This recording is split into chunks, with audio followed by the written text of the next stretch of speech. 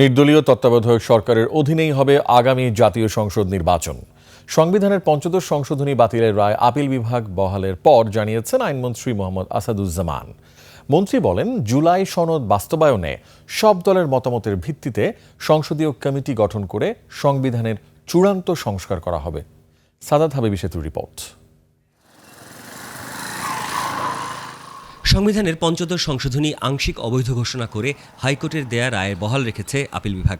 এই ঐতিহাসিক রায়ের পরপরই সচিবালয়ে জরুরি সংবাদ সম্মেলনে আসেন আইন, বিচার ও সংসদীয় বিষয়ক মন্ত্রী মোহাম্মদ আসাদুজ্জামান।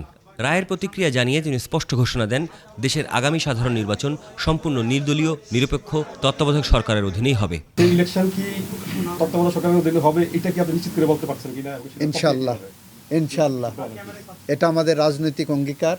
সংবাদ সম্মেলনে আইনমন্ত্রী বলেন, পঞ্চদশ সংশোধনী ছিল গণতন্ত্রের অন্তরায়। বিশেষ করে সংবিধানের ৭ ক এবং ৭ খ অনুচ্ছেদ দুটি যুক্ত করার পেছনে ছিল ফ্যাসিবাদকে চিরস্থায়ী করার সুদূরপ্রসারী রাজনৈতিক কৌশল। 7 ক 7 খ রাষ্ট্রদ্রোহিতা, এটা দিয়ে অ্যাবিউজ করা হবে। এটা ফ্যাসিজমকে চিরস্থায়ী বন্দোবস্তের একটা নীল নকশা।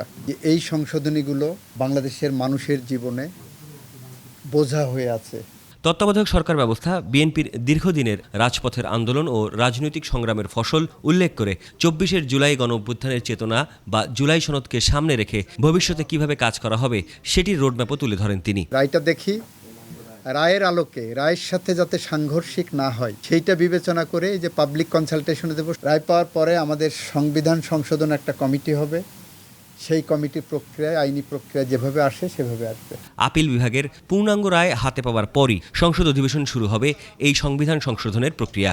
জুলাই সনদ আমাদের সামনে থাকবে। সাদাত হাবিবি সেতু, ২১ টেলিভিশন, ঢাকা।